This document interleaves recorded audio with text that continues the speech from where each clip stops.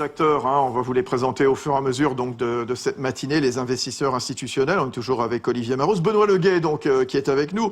Alors, directeur général, je le disais, de l'I4CE, l'Institut de l'économie pour le climat, fondé par la Caisse des dépôts et l'Agence française de développement. C'est un think tank, on va utiliser le terme think tank, c'est assumé totalement, Benoît. La mission, c'est de faire avancer l'action contre les changements climatiques au travers de débats, d'analyses. On est très heureux de vous avoir d'ailleurs ici, donc dans ce studio des Échos. La finance verte, attention, je voudrais qu'on soit très précis. C'est pas comme ça quelque chose de à la mode, c'est pas une finance de niche. Est-ce qu'on peut dire que ça doit être la finance de demain? Alors pour moi oui, mais je suis quelqu'un d'un petit peu biaisé. Alors je m'intéresse à un objet très spécifique qui est la transition vers une économie bas carbone et résiliente au changement climatique. Donc c'est à la fois plus large que la transition énergétique, parce que les émissions de gaz à effet de serre, c'est l'énergie, mais c'est également l'agriculture, et la séquestration, c'est également la forêt et l'agriculture. Et c'est plus étroit que la transition écologique, puisque je ne m'intéresse pas, dans mon métier, à des questions de type biodiversité, déchets, etc., mais voilà, c'est quand même, ça fait partie, on va dire, de la grande famille de la transition écologique et énergétique. Bien entendu, c'était bien de préciser. Alors, la finance verte, surtout pas... C'est pas une niche. Voilà. Pour moi, c'est la finance de demain, mais encore une fois, je suis quelqu'un de biaisé.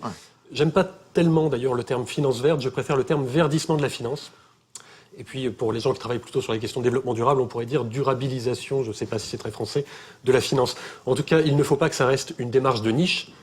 Si ça le reste, dans ce cas, on aura perdu, on aura complètement loupé les objectifs de l'accord de Paris. Peut-être d'ailleurs pour préciser, pour rappeler quelques éléments de contexte, l'accord de Paris, peut-être pour éclairer aussi un peu les objectifs de la Caisse des dépôts et ce qu'Olivier a dit. En fait, il y a un truc qu'il ne faut jamais perdre de vue. L'accord de Paris, ce qu'il demande, c'est de rester en dessous de 2 degrés au niveau mondial, donc de ramener les émissions à 0 émission nette au niveau mondial avant la fin du XXIe siècle. On a traduit ça en France en neutralité carbone à l'horizon 2050, en Europe également. Mais c'est également s'adapter au changement climatique et favoriser la résilience des pays, des territoires au changement climatique et aligner les flux financiers avec les 2 objectifs précédents. Donc il y a vraiment ces 3 objectifs dans l'accord de Paris. Et donc là, à cette aune, on comprend finalement que la stratégie de la Caisse des dépôts s'inscrit dans cette dynamique.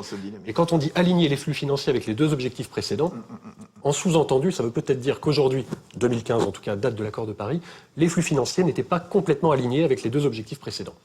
Ils ne le sont pas toujours aujourd'hui, mais en tout cas, on y travaille. On va tout faire pour que, justement... Alors, cette finance verte ou ce verdissement de la finance, peu importe le terme, qu'on se rende compte... Ça pèse combien en ce moment, là? Aujourd'hui, on se parle fin 2020? Alors, aujourd'hui, ça dépend du terme que vous employez, que vous mettez derrière finance verte. Moi, ce que je préfère, plutôt que de peser, alors les obligations vertes versus les pas vertes, vous pouvez avoir des obligations vertes qui ne sont pas si vertes que ça, vous pouvez avoir des obligations qui ne sont pas labellisées vertes et qui pourtant le sont. Donc plutôt que de regarder ce qui est labellisé, ce qui ne l'est pas, je préfère regarder la dynamique. Entre 2015 et maintenant, il s'est passé pas mal de choses.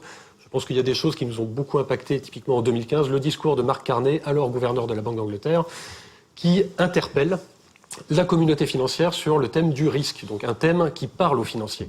Quand on leur parle protection de la planète, on peut comprendre qu'ils soient un petit peu imperméables, ou en tout cas qu'ils écoutent d'une oreille distraite. On leur parle risque. Quand même, ils vivent sur cette planète eux-mêmes, voilà. Oui, mais ça paraît un peu lointain. Alors que quand on parle risque, ça fait partie du logiciel des financiers. C'est ça, ils ont ça en eux. Risque systémique, là tout de suite, ça parle. C'est un superviseur qui parle. Alerte à toutes les voitures. Ils tendent un peu plus l'oreille. Bien sûr, c'est normal. Donc voilà, ça c'est des choses qui changent. Il y a plein de choses qui se passent. Alors au niveau, j'ai parlé de Mark Carney, j'ai parlé au niveau de l'Union européenne par ailleurs. Il y a un plan, disons, d'action pour verdir ou rendre plus durable la finance.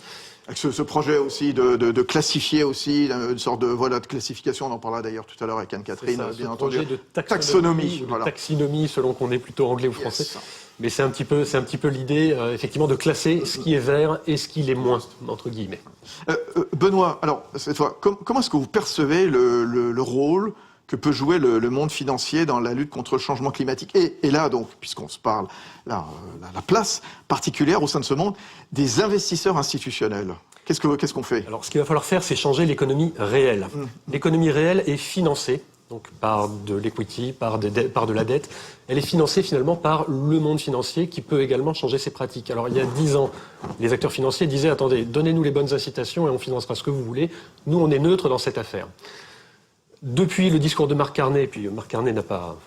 Il n'a pas sorti son discours du chapeau. Il y a eu une réflexion dans le secteur financier et maintenant on se dit non, finalement la finance n'est pas neutre. Elle peut également être acteur, motrice, disons, dans ce changement. Les investisseurs institutionnels là-dedans, c'est pas les seuls. Il y a également tout ce qui est banquier, les superviseurs, ne les oublions pas, les régulateurs, etc. Les investisseurs institutionnels manipulent des sommes d'argent qui sont conséquentes. Ils peuvent faire ce qu'on appelle de l'engagement actionnarial, on en a déjà parlé. Donc ils peuvent contribuer à transformer l'économie. Parce qu'en fait, vous pouvez soit avoir des gestions, j'allais dire, relativement... on reviendra peut-être tout à l'heure dans la suite du débat, mais vous pouvez avoir des choses qui ont un impact sur l'économie et d'autres qui en ont moins.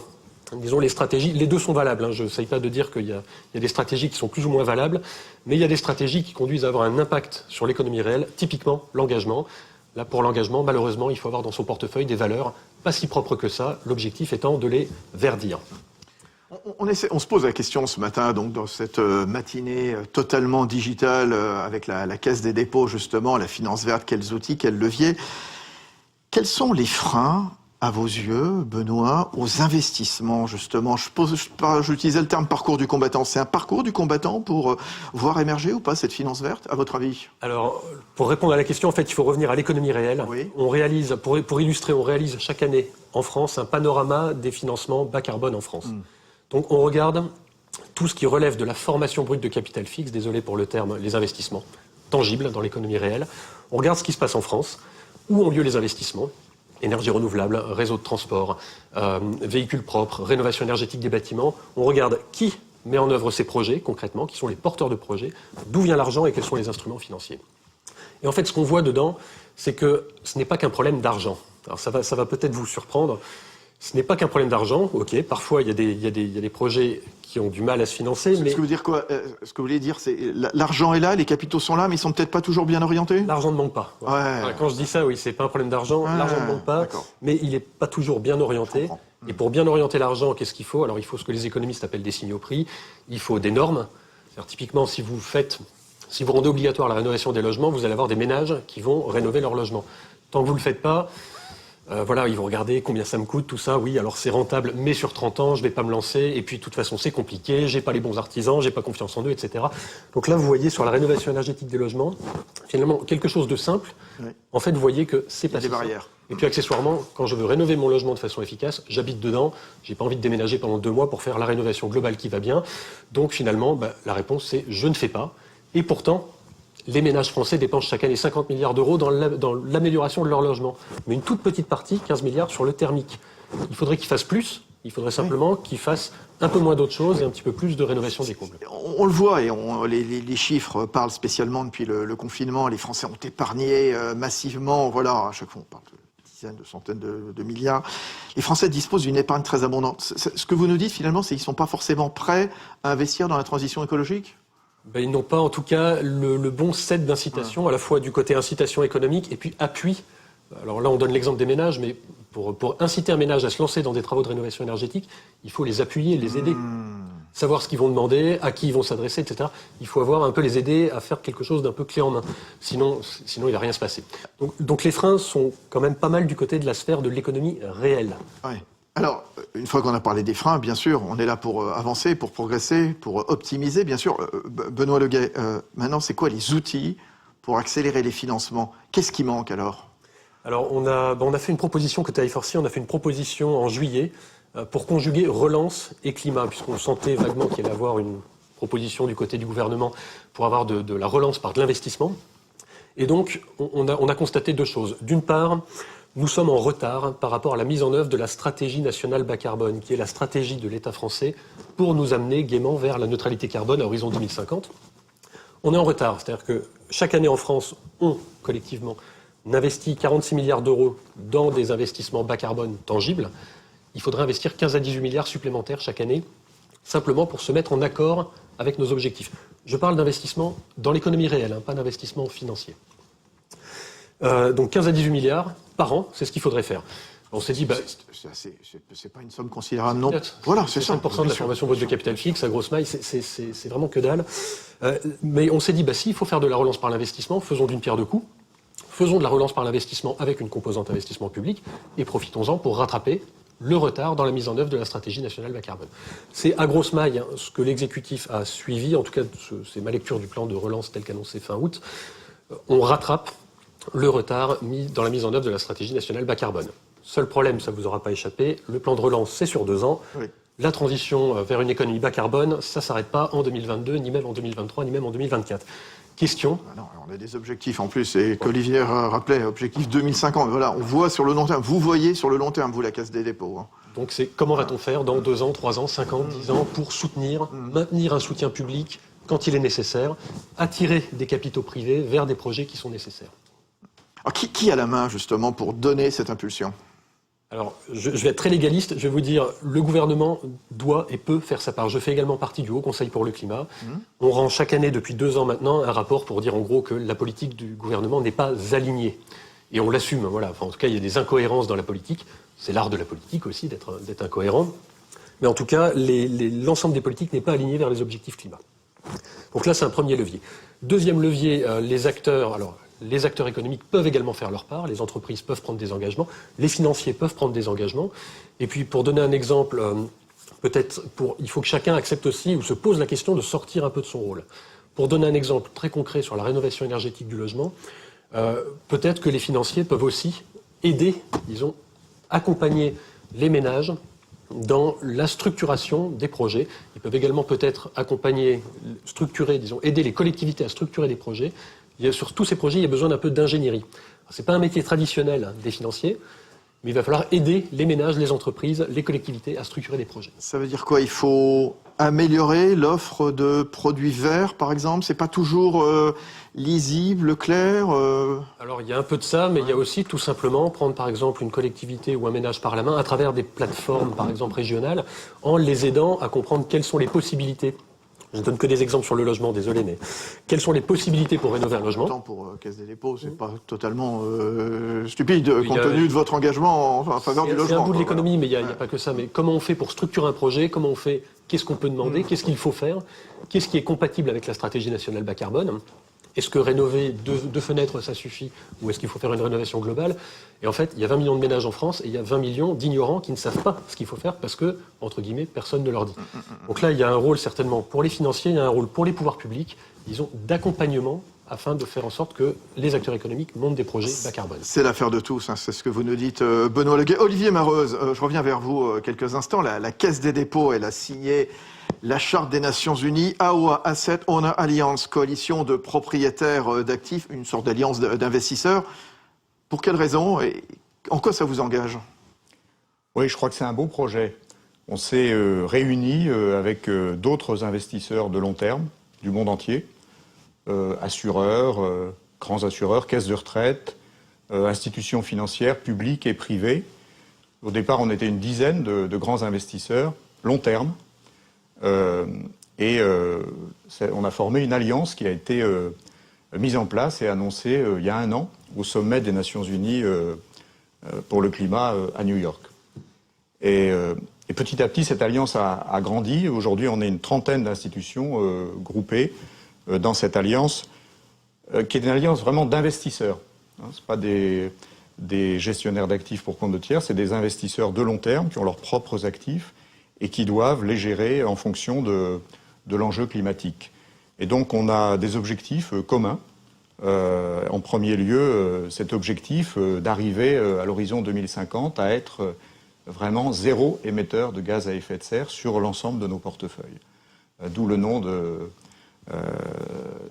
Net Zero Carbone Alliance 2050. Voilà. Donc ça, c'est l'objectif.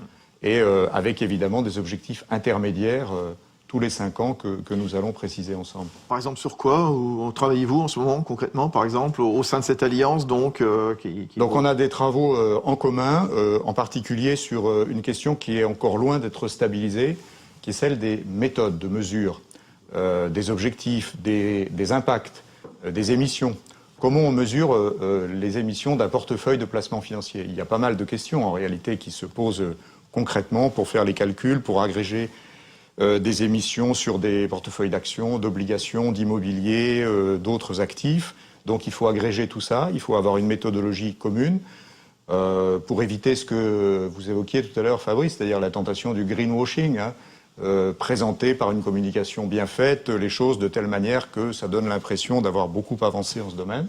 Il faut éviter ça, donc il faut vraiment définir des méthodes rigoureuses, partagées, qui permettent les comparaisons et les mesures d'avancement concret. Donc ça, c'est un premier domaine de travail en commun, les méthodologies. Deuxième domaine sur lequel on travaille avec ces institutions membres de l'Alliance, c'est l'engagement à l'égard des entreprises dans lesquelles nous investissons.